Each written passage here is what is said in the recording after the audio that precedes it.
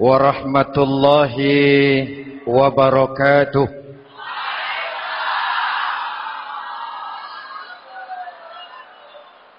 Alhamdulillahi rabbil alamin, wassalatu wassalamu ala asyrafil mursalin sayyidina wa maulana Muhammadin wa ala alihi wa sahbihi ajmain, amma ba'du. Saudara-saudara kaum muslimin yang berbahagia, hadirin, kesempatan malam ini saya ingin cerita akhirat saja. Sudah pernah ke akhirat belum? Mau? Kalau mau saya daftar, besok berangkat. Salah satu rukun iman yang 6, percaya kepada adanya akhirat. Satu saat alam ini akan hancur sehancur-hancurnya. Bumi, gempa, gunung, meletus, air laut tumpah ke darat. Planet-planet bertabrakan, halilintar menyambar, angin topan bertiup. Semua yang bernama hidup mati, itu kiamat. Lalu kita akan dibangkitkan di padang mahsyar, dibangkitkan dari kubur kita masing-masing. Dan subhanallah, pada saat bangkit dari kubur itu, keadaan muka kita ini menurut satu riwayat berubah menurut amalan kita masing-masing. Jangan heran nanti ada yang dibangkitkan dari kuburnya itu mukanya berubah jadi muka tikus. Hebat sekali, badannya badan manusia, tangannya tangan manusia, mukanya muka tikus. Sebab apa? Sebab waktu di dunia amalannya amalan tikus. Apa amalan tikus itu? Suka menggeragoti barang yang disimpan rapi-rapi.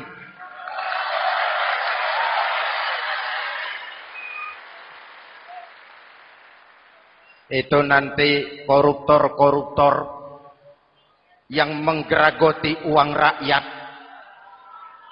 Itu nanti bangkit mukanya muka tikus. Na'udzu. Saudara lihat, oh ini yang geragoti uang rakyat mukanya muka tikus. Ada lagi yang bangkit dari kubur, mukanya itu berubah jadi muka harimau. Kenapa? Waktu di dunia amalannya amalan harimau. Apa harimau itu? Mau menang sendiri, keras kepala, kupeh. Di mana ada hutan, rajanya pasti harimau. Padahal hutan belum pernah bikin pemilihan umum. Betul?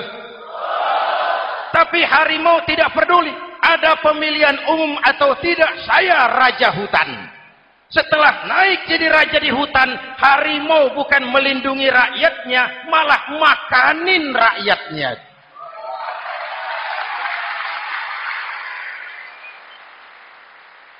Orang-orang yang mau benar sendiri.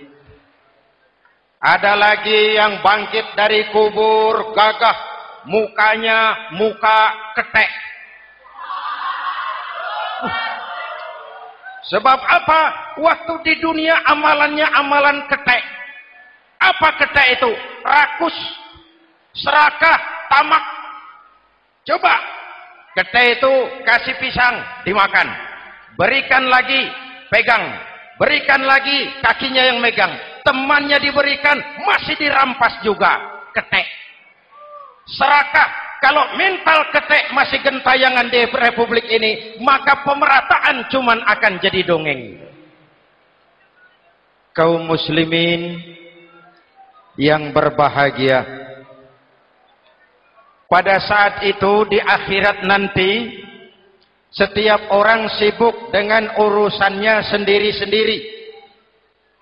Boleh jadi Setiap kita lalu akan dimintakan pertanggungjawaban jawab. Boleh jadi orang tua tidak sempat lagi mengingat anaknya, saudara tidak lagi sempat memikirkan saudaranya. Tiap orang akan dimintakan pertanggungjawaban jawab. Dalam kondisi seperti itu, Rasulullah mengajarkan sab'atun yudhilluhumullahu yawma la dhilla illa zilluh. Ada 7 golongan manusia yang di akhirat nanti akan langsung mendapat perlindungan dari Allah Subhanahu wa taala. Orang lain sibuk, dia tenang. Orang lain resah dan gelisah, dia ayem. Kenapa? Mendapat perlindungan dari Allah. Sebab ketika di dunia ia memberikan perlindungan kepada orang banyak. Siapa mereka? Mudah-mudahan kita termasuk salah satu di dalamnya. Mencari perlindungan Allah lebih-lebih dalam situasi sekarang ini. Pertama, imamun adil yang akan mendapat perlindungan langsung dari Allah adalah pemimpin yang adil. Sebab apa? Pemimpin yang adil melindungi banyak rakyat, maka pantas di akhirat dilindungi oleh Allah Subhanahu. Kita ini kan zon politikan. Kita ini makhluk yang tidak mungkin hidup sendiri-sendiri. Untuk melaksanakan hajat bersama, kita memerlukan pemimpin. Memilih pemimpin itu tidak sulit. Dalam fikih, ketika sholat, itu dijelaskan bagaimana cara memilih imam. Siapa yang diangkat jadi imam? Pertama, a'lamuhum. Orang yang paling alim di kampungmu siapa? Angkat jadi imam. Yang paling alim, paling menguasai persoalan sehingga bisa membawa bangsa keluar dari kesulitan. Pemimpin yang bisa menyelesaikan masalah, bukan yang menimbulkan masalah.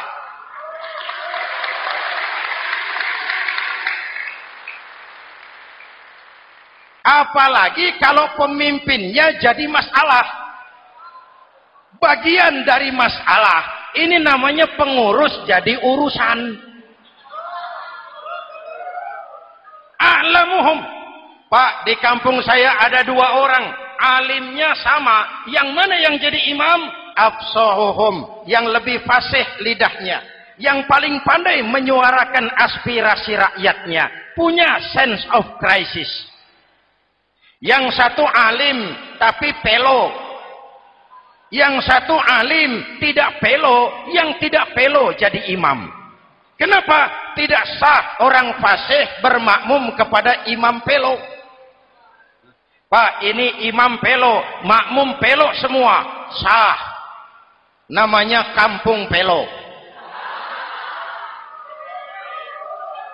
Aduh Pak, ini 2 orang alimnya sama, fasihnya sama. Yang mana yang jadi imam? Aktsaruhum sinnan, yang lebih tua umurnya, senioritas baru dihitung. Lahirnya bareng Pak. Yang mana yang jadi imam? Awaluhum hijratan, yang lebih dulu tinggal di situ, yang punya semangat nasionalisme yang tinggi, yang cinta kepada bangsa dan rakyatnya. Sudah ada imam? Sudah. Ayo azan. Apa azan itu? Proklamasi. Salat mau dimulai. Sudah azan? Sudah. Qobliyah 2 rakaat. Qobliyah. Apa qobliyah itu? Dulu ada namanya Panitia Persiapan Kemerdekaan Indonesia. Qobliyah. Sudah qobliyah? Sudah. Luruskan shaf. Atur barisan yang lurus. Rapatkan barisan. Apa ini? Bentuk pemerintahan yang kompak, bersih, berwibawa. Jangan sesama elit saling tawuran.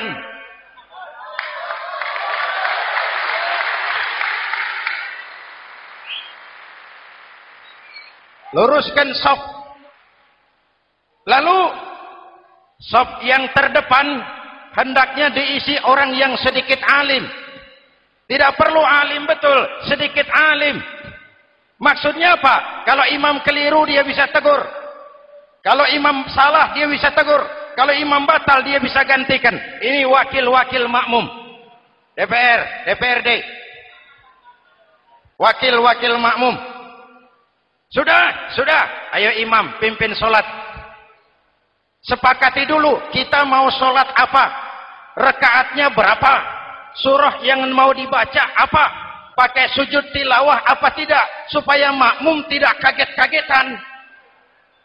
Rakyat harus dikasih tahu pemimpinnya mau kemana, visinya apa, supaya makmum ikutnya ikhlas. Jelas? Hadirin yang saya hormati, kita memerlukan pemimpin yang adil, yang menaungi rakyatnya, sehingga dengan demikian nanti mereka akan dinaungi langsung oleh Allah Subhanahu. Mudah-mudahan Allah memberikan kepada kita rakyat dan bangsa Indonesia ini pemimpin yang adil. Saya yakin perjalanan waktu akan mengantarkan kita di mana orang-orang akan terbuka topengnya sehingga akan jelas mana pembela rakyat, mana penyengsara rakyat.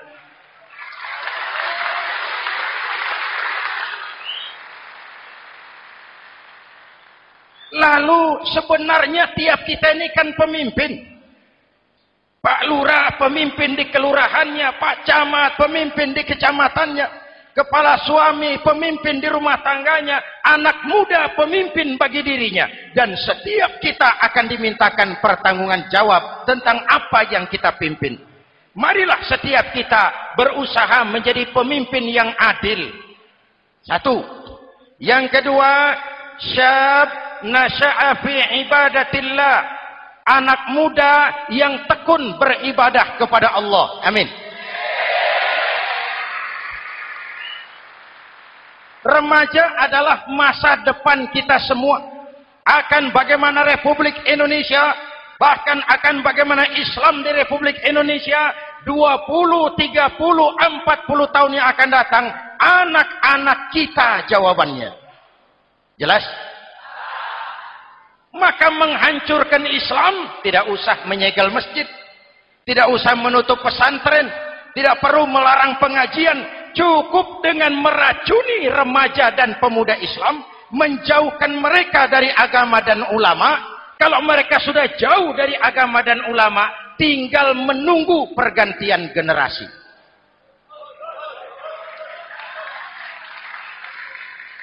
Maaf, kalau yang sudah 60 tahun ke atas, itu saya anggap angkatan selamat. Generasi tanda seru. Insya Allah mantap akidahnya, tidak goyah imannya. Tapi yang 30 tahun ke bawah, adik-adik saya ini, the next generation. Kalian yang jadi pilot project. Remaja-remaja Islam, kalau mau jadi remaja dan pemuda modern, jangan dekat-dekat ke masjid kuno. Masjid khusus 70 tahun ke atas. Baca Quran kampungan. Ngaji urusan akhirat. Seiring dengan itu, modernisasi diartikan dengan westernisasi. Kau tidak bisa jadi pemuda modern kalau semua yang datang dari barat belum kau telan mentah-mentah. Kau harus bisa bergaul seperti orang barat, berpakaian seperti orang barat, berumah tangga seperti orang barat, makan minum seperti orang barat. Kalau nyanyi lagunya lagu barat yang orang lain nggak ngerti, kamu juga nggak tahu. Mengalirlah narkoba dalam segala bentuknya.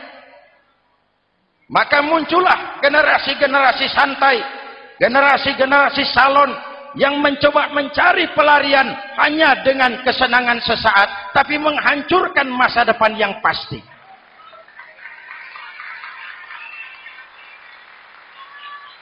Maka mengalirlah free love, free sex, Samenleben, hidup bersama di luar nikah alias kumpul. Ya sama saja, kumpul kebo, kumpul embek itu sama. Hadirin yang saya hormati, kalau sudah hancur tinggal menunggu pergantian generasi. Oleh karena itu, adik-adik saya, para remaja, para pemuda, kalian harapan kami semua. Di pundak kalian kami pertaruhkan hari depan bangsa dan negara ini. Hidup cuma putaran menunggu giliran.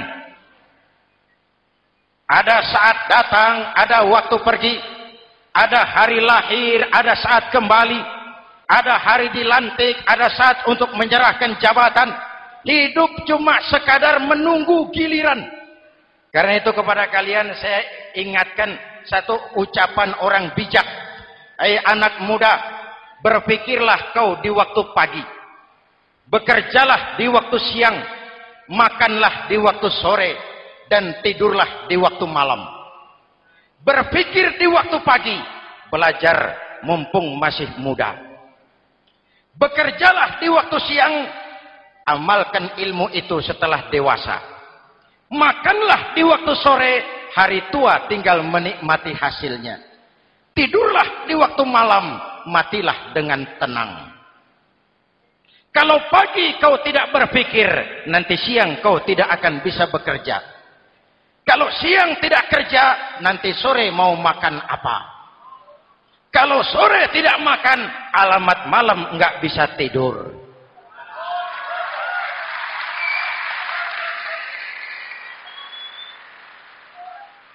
Kalau waktu remaja, waktu muda maunya santai-santai saja, dewasanya bingung.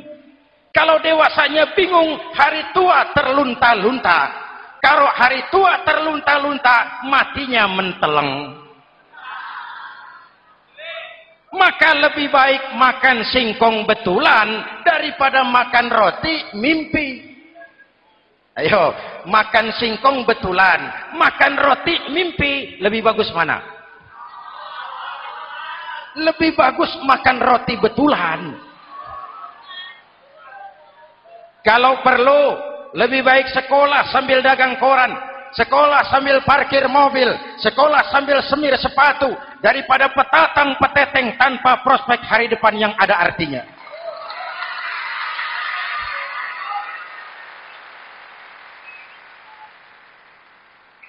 Inilah golongan kedua yang nanti akan langsung mendapat perlindungan dari Allah. Anak muda yang tekun ibadah. Kalau orang tua tekun ibadah, pantas. Orang tua rajin ibadah, tidak istimewa. Masya Allah Pak, itu orang tahajudnya hebat, wirid yasinnya mantap, puasanya luar biasa, zikirnya mantap. Umurnya berapa? 70. Wajar. Lalarwi sanjo. Sudah larut senja. Kalau 70 masih jadi preman, kapan tobatnya? Tapi kalau ada anak muda, darahnya masih mengalir dengan panas, keinginannya masih sejuta khayal, dia bisa salurkan di jalan Allah, itu amat disukai Allah, dan itu akan mendapat perlindungan langsung dari Allah Subhanahu. Hadirin kaum muslimin di seluruh tanah air yang saya cintai, sekarang kita sampai kepada golongan ketiga yang nanti dinaungi Allah. Itu siapa? Rajulun qalbuhu mu'allaqun bil masajid. Seseorang yang hatinya selalu terpaut kepada masjid. Masjid memang tempat melaksanakan sholat, tapi lebih dari itu dia adalah pusat kegiatan umat. Umat Islam dengan masjid seperti ikan dengan air, tidak boleh berpisah. Sehingga ada hadis qudsi mengajarkan, inna buyuti fil ardil masajid wa inna zuwari fiha ummaruha. Rumahku di permukaan bumi adalah masjid. Orang-orang yang memakmurkan masjid adalah tamuku. Dari masjidlah terpancar semangat silaturahmi, dan itu yang sangat kita perlukan sekarang. Di tengah-tengah kerentanan kita sebagai bangsa, masjid harus jadi lem perekat. Di sini siapapun yang datang mengucapkan assalamualaikum, betul? Menebarkan salam, menebarkan rasa damai, bersalaman. Kata Nabi, ma min muslimaini yaltaqiyani fayatasafahani illa ghafarallahu dzunubahuma. Apabila dua orang Islam bertemu lalu bersalam-salaman, Allah akan menghapuskan dosa yang terjadi di antara kedua orang itu. Bangsa kita sedang rentan perpecahan.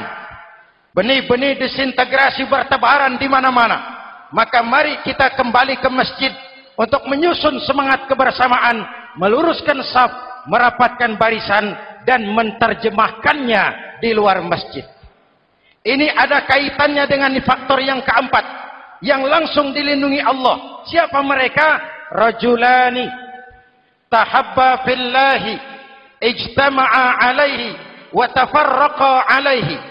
Dua orang yang bersaudara, bertemu karena Allah, berpisah karena Allah. Itu akan dilindungi langsung oleh Allah di hari akhirat nanti. Dua orang bersaudara, bertemu karena Allah, berpisah pun juga karena Allah. Tadi dalam perjalanan ke sini, saya melalui sebuah desa. Masih ada sisa-sisa tawuran antar desa. Saya tidak sebutkan desanya, itu rahasia perusahaan. Saya cuma prihatin, siapa lawan siapa? Siapa yang kita bakar rumahnya? Siapa yang kita sambiti dengan batu? Siapa yang kita rugikan? Padahal urusannya kadang-kadang sepele.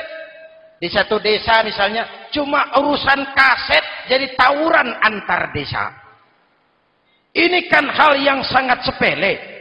Padahal Nabi mengajarkan dengan keras, kalau dua orang Islam saling bertengkar, al-qatil wal maktul finnar.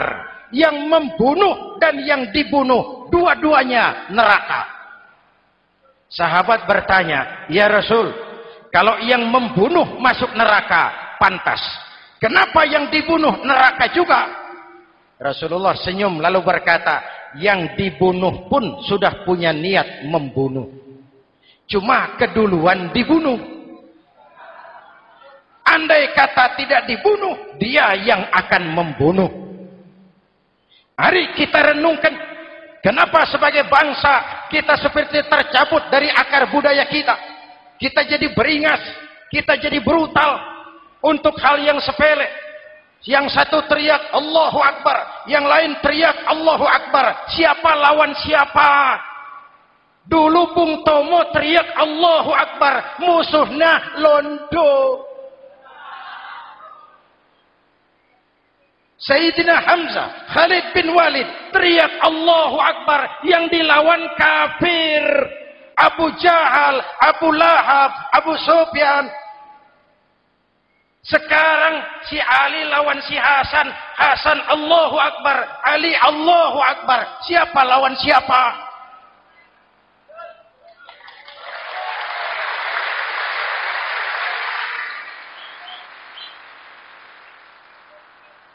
Kenapa kita jadi begitu mudah menggunakan nama Tuhan untuk melampiaskan ambisi pribadi?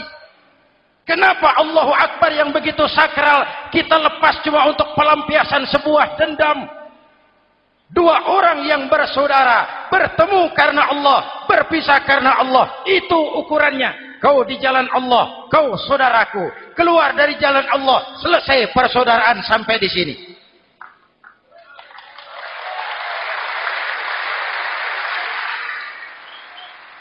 Hadirin, lewat mimbar ini saya kembali menekankan, mari kita pelihara kerukunan. Pertama, rukun antar umat seagama. Sesama muslim harus bersatu. Yuk, kita rukun yuk. Kita kompak yuk. Kita bersatu yuk. Sesama muslim, kaos boleh berbeda, boleh. Jaket boleh tidak sama, silakan. Paham politik boleh berbeda, boleh.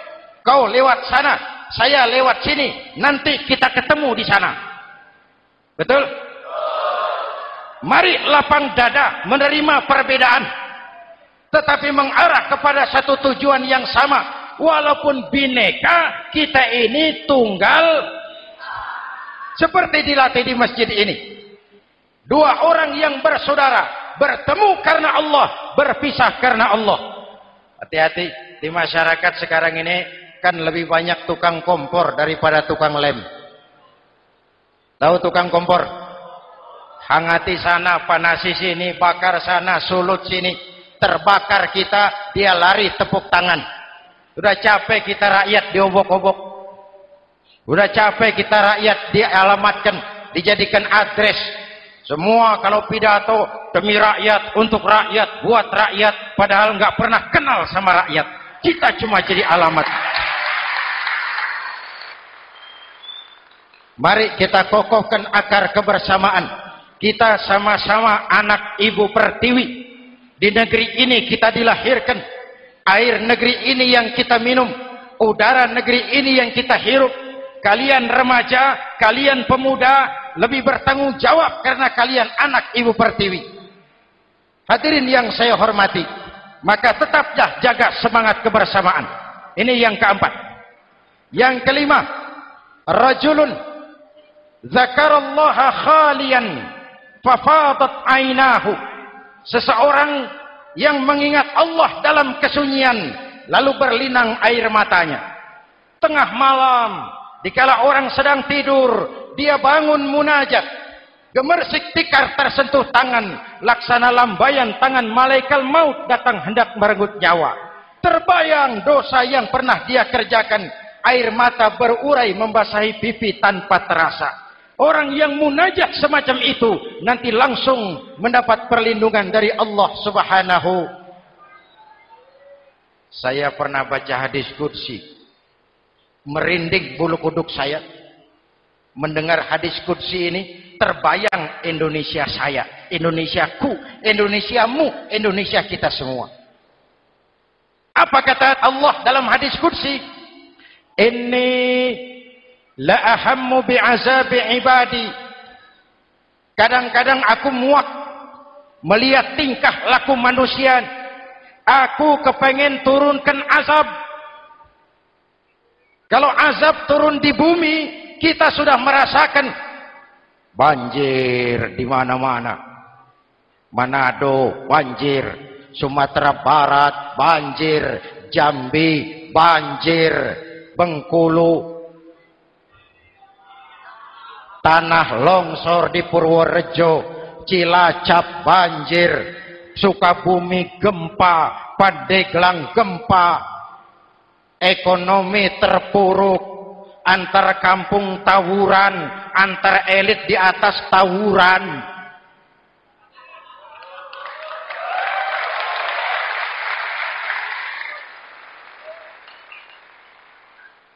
Hutang numpuk. 40% APBN kita ini sekarang cuma untuk bayar hutang. Itu pun dengan asumsi dolar 7.000, 9.000, artinya sekitar 50% APBN kita untuk bayar hutang. Untungnya sekarang ini yang agak menolong, harga minyak membaik di pasaran internasional. Hadirin yang saya hormati, ini lagi ngomong apa saya sih?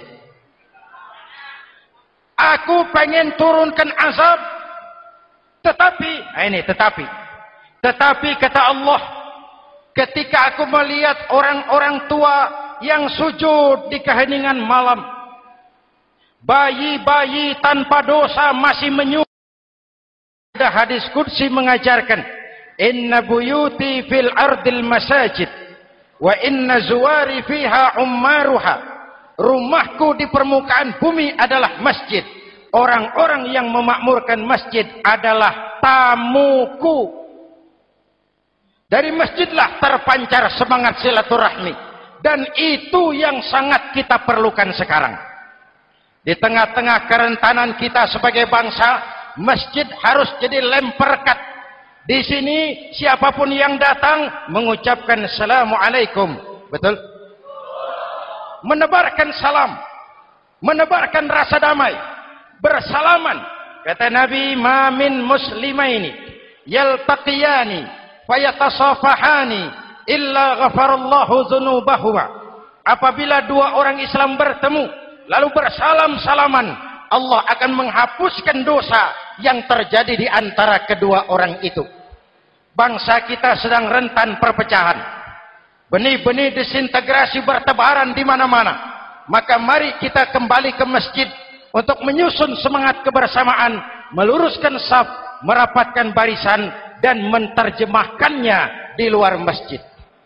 Ini ada kaitannya dengan faktor yang keempat yang langsung dilindungi Allah. Siapa mereka?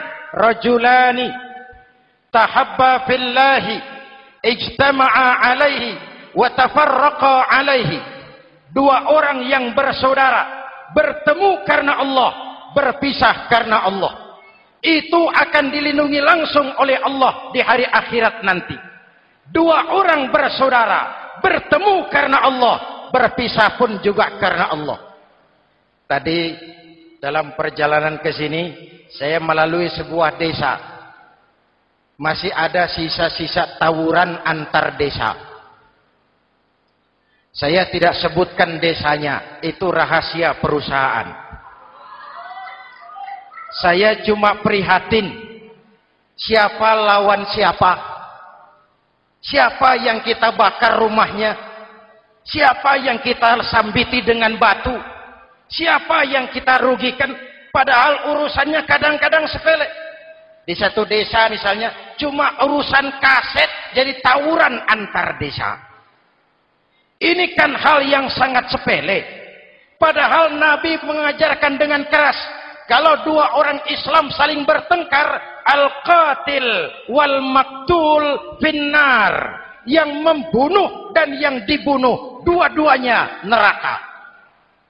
Sahabat bertanya, ya Rasul, kalau yang membunuh masuk neraka, pantas. Kenapa yang dibunuh neraka juga? Rasulullah senyum lalu berkata, yang dibunuh pun sudah punya niat membunuh. Cuma keduluan dibunuh. Andai kata tidak dibunuh, dia yang akan membunuh. Mari kita renungkan, kenapa sebagai bangsa kita seperti tercabut dari akar budaya kita. Kita jadi beringas, kita jadi brutal untuk hal yang sepele. Yang satu teriak Allahu Akbar, yang lain teriak Allahu Akbar. Siapa lawan siapa? Dulu Bung Tomo teriak Allahu Akbar, musuhnya londo. Sayyidina Hamzah, Khalid bin Walid teriak Allahu Akbar, yang dilawan kafir. Abu Jahal, Abu Lahab, Abu Sufyan. Sekarang si Ali lawan si Hasan, Hasan Allahu Akbar, Ali Allahu Akbar. Siapa lawan siapa?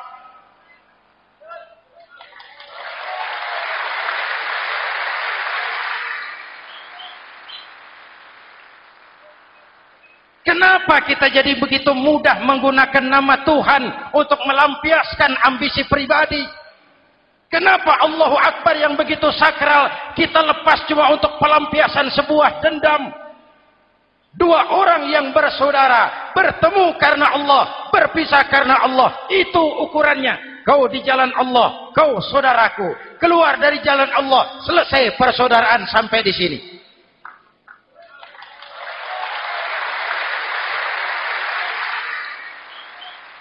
Hadirin, lewat mimbar ini saya kembali menekankan, mari kita pelihara kerukunan.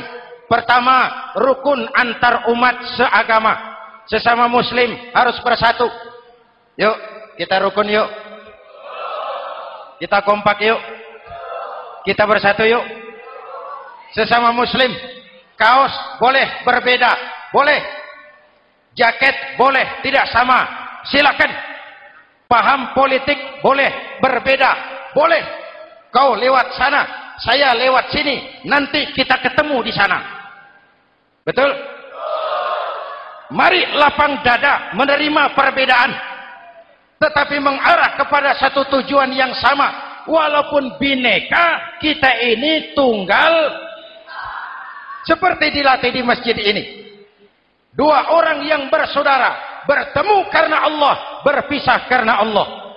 Hati-hati, di masyarakat sekarang ini kan lebih banyak tukang kompor daripada tukang lem. Tahu tukang kompor? Hangati sana, panasi sini, bakar sana, sulut sini. Terbakar kita, dia lari tepuk tangan. Udah capek kita rakyat diobok-obok. Udah capek kita rakyat dialamatkan, dijadikan address. Semua kalau pidato demi rakyat, untuk rakyat, buat rakyat, padahal nggak pernah kenal sama rakyat. Kita cuma jadi alamat. Mari kita kokohkan akar kebersamaan. Kita sama-sama anak Ibu Pertiwi. Di negeri ini kita dilahirkan. Air negeri ini yang kita minum. Udara negeri ini yang kita hirup. Kalian remaja, kalian pemuda, lebih bertanggung jawab karena kalian anak Ibu Pertiwi. Hadirin yang saya hormati, maka tetaplah jaga semangat kebersamaan. Ini yang keempat. Yang kelima, rajulun zakarallaha khalian fafadat ainahu. Seseorang yang mengingat Allah dalam kesunyian lalu berlinang air matanya. Tengah malam, dikala orang sedang tidur, dia bangun munajat. Gemersik tikar tersentuh tangan, laksana lambaian tangan malaikat maut datang hendak merenggut nyawa. Terbayang dosa yang pernah dia kerjakan, air mata berurai membasahi pipi tanpa terasa. Orang yang munajat semacam itu nanti langsung mendapat perlindungan dari Allah Subhanahu. Saya pernah baca hadis qudsi, merinding bulu kuduk saya mendengar hadis qudsi ini. Terbayang Indonesia saya, Indonesiaku, Indonesiamu, Indonesia kita semua. Apa kata Allah dalam hadis qudsi? Inni la ahammu bi'azabi ibadi. Kadang-kadang aku muak melihat tingkah laku manusia. Aku kepengen turunkan azab. Kalau azab turun di bumi, kita sudah merasakan banjir di mana-mana.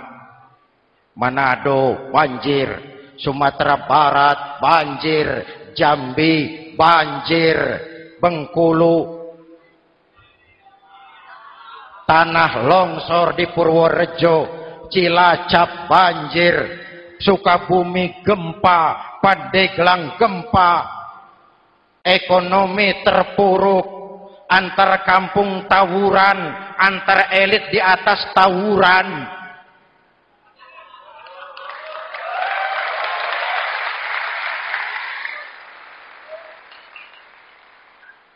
Hutang numpuk. 40% APBN kita ini sekarang cuma untuk bayar hutang. Itu pun dengan asumsi dolar 7.000, 9.000, artinya sekitar 50% APBN kita untuk bayar hutang. Untungnya sekarang ini yang agak menolong, harga minyak membaik di pasaran internasional. Hadirin yang saya hormati, ini lagi ngomong apa saya sih? Aku pengen turunkan azab, tetapi kata Allah, ketika aku melihat orang-orang tua yang sujud di keheningan malam, bayi-bayi tanpa dosa masih menyusu, binatang ternak melata mencari makan, murkaku surut, azab aku tarik kembali. Ayo renungkan hadis ini. Allah mau marah nggak jadi, azab ditarik, kesulitan diangkat, pertolongan datang, ada yang meredam murka Allah. Allah mau marah nggak jadi. Kenapa? Orang-orang tua yang tengah malam sujud sambil berlinang air mata, itu yang meredam murka Allah. Yang ikhlas menangis kepada Allah, bukan menangis berdasarkan pesanan. Ini kan sekarang apa yang nggak bisa dipesan? Istighosah pesanan, demo pesanan, 10.000 berangkat. Ngerti apa enggak urusan soal lain.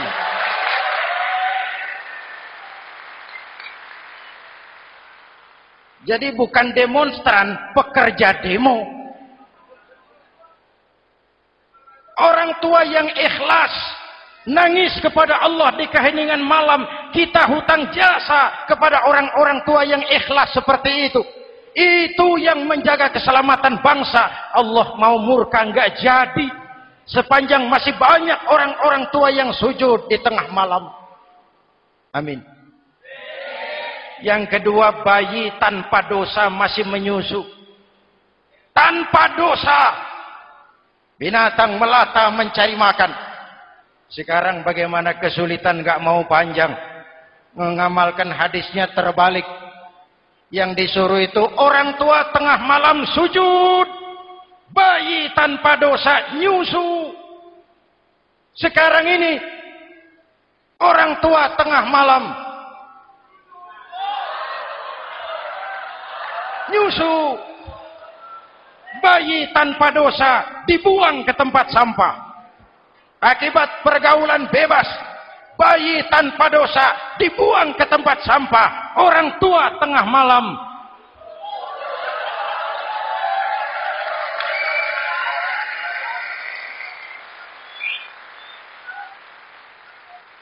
Hadirin yang keenam, rajulun da'athum ra'atun zatu mansibin wa jamalin ila nafsiha faqala inni akhafu Allah rabbal alamin.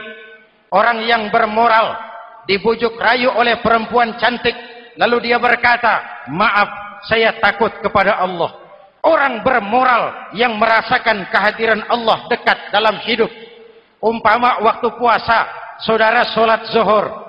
Sebelum sholat saudara berwudu. Ketika berkemur saudara korupsi. Sedikit airnya saudara minum. Jangankan polisi, teman wudu sebelah pun tidak tahu kalau waktu berkemur saudara korupsi. Kenapa kita tidak mau melakukan? Ada rasa malu kepada Allah. Ini yang perlu kita tumbuh kembangkan. Rasa malu kepada Allah subhanahu wa ta'ala. Yang ketujuh, rajulun tasaddaqa bi sadaqatin fa akhfaha. Orang yang bersedekah lalu disembunyikan sehingga tangan kiri tidak tahu apa yang diberikan oleh tangan kanan. Orang yang punya kepedulian tinggi tetapi ikhlas menolong yatim, membantu sesama dalam rangka menegakkan masyarakat yang adil dan makmur. Mari kita mohon kepada Allah, semoga kita semua senantiasa dalam perlindungannya di dunia ini dan lebih-lebih di akhirat nanti. Al-Fatihah. A'udzubillahi Siratal ladzina an'amta 'alaihim ghairil maghdubi 'alaihim waladdallin. Amin. Bismillahirrahmanirrahim. Alhamdulillahi rabbil alamin. Allahumma shalli ala Muhammad wa ala alihi wa sahbihi ajma'in. Rabbana taqabbal minna salatana wa siyamana wa qiyamana wa takhashu'ana wa ta'abbudana wa tammim taqsirana ya arhamar rahimin. Allahumma ja'alna minas su'ada'il maqbulin wa la taj'alna minal ashqiya'il mardudin.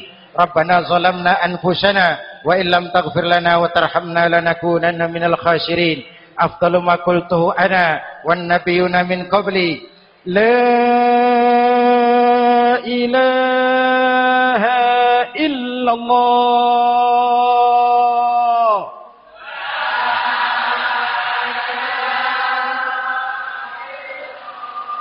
La ilaha illallah.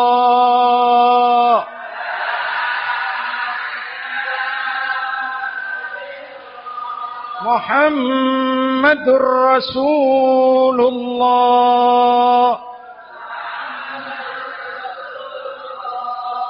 Kalimatu haqqin 'alaiha nahya wa 'alaiha namut wa 'alaiha nubashu insyaallah minal aminin wa akhiru da'wana alhamdulillahi rabbil alamin. Assalamualaikum warahmatullahi wabarakatuh.